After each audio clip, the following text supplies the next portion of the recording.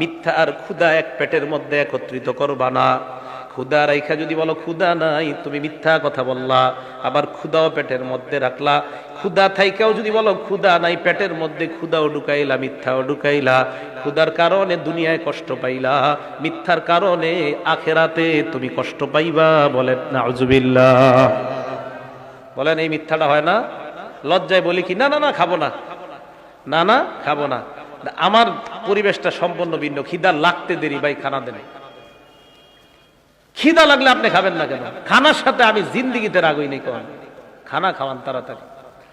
হ্যাঁ, ক্ষুধা লাগলে আমি নুরুল হুদা ভাই আমার নিয়ে আসছে, আমার যদি ক্ষুধা থাকতো আমি বলতাম ভাই আগে খাওয়াই আলোন, এরপরে উঠে এলো। কিন্তু না, খিদা নাই, কারণ ওই আপনার রাস্তায় কিছু খাইছি, এই জন্য খিদা টিদা নাই। খিদা থাকলে বলতাম আগে খাওয়ান, আগে খাওয়ান। তো এটা আপনার মিথ্যা বলার কি দরকার? কষ্ট হুদয় পেটের কষ্ট দিবেন কেন আপনি? তাহলে ক্ষুধা আর মিথ্যা এক পেটে একত্রিত করা যাবে না। এই অপরাধগুলো আমাদের দ্বারা হয়, যেন না হয়। আল্লাহ আমাদের সকলকে এই জাতীয় মিথ্যা থেকে বেঁচে থাকার তৌফিক দান করেন। আরেকটা হাদিস আমরা শুনি, আমরা মাঝে মাঝে কথা বলতে গিয়ে না ভাইবা চিন্তা আন্দাজি কিছু কথা বলে ফেলি। মাঝে মাঝে কথা বলতে গিয়ে ভেবে চিন্তা, কোনো ভাবি না, চিন্তা করি না, একটা কথা বলে ফেলি।